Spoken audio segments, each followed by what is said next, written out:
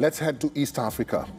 Kenya will reopen its border with Somalia in April after a 15-year closure imposed over repeated terrorist attacks.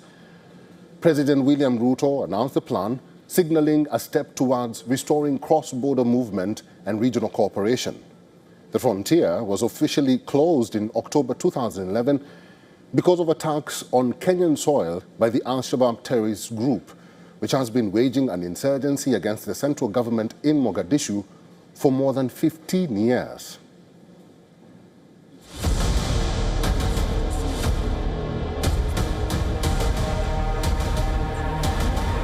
Kenya's border with Somalia will reopen in April, almost 15 years after it shut because of attacks by Islamist militant group Al-Shabaab, President William Ruto has announced. Based in Somalia, the group has masterminded a series of deadly assaults in Kenya, including one on a shopping center in the capital Nairobi, killing 67 people in 2013, and one at a university in Garissa 2 years later, killing 148. The plan has been announced before in 2023, but further attacks postponed the arrangements. Ruto said the intention to reopen two crossings follows years of security assessments, adding that there will be a heavy deployment of security forces to ensure the move does not compromise safety. Kenya has also been concerned about illicit weapons and other contraband goods being smuggled across the border.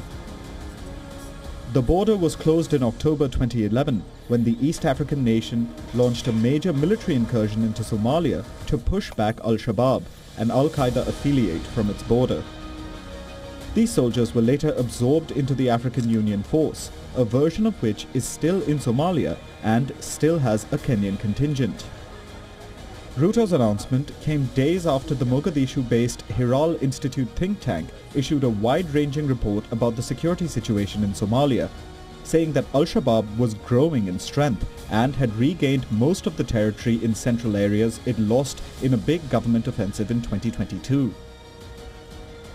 Ruto hoped that the reopening would boost cross-border trade for the mutual prosperity of our people. In a speech, he asked all residents of Mandera, which has been targeted several times, to join in the battle against Al-Shabaab. These Al-Shabaab are useless. I want to assure that Kenya will work together with you. Just help us combat these criminals and terrorists.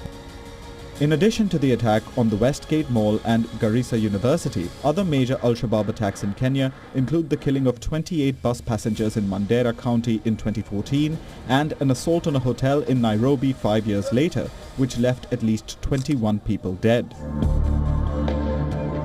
In 2015, Kenya had embarked on building a perimeter barrier along the country's 680-kilometer common border because of the militant threat, but the project was suspended after nearly 3 years when only 10 kilometers of a wire fence had been built at a cost of $35 million.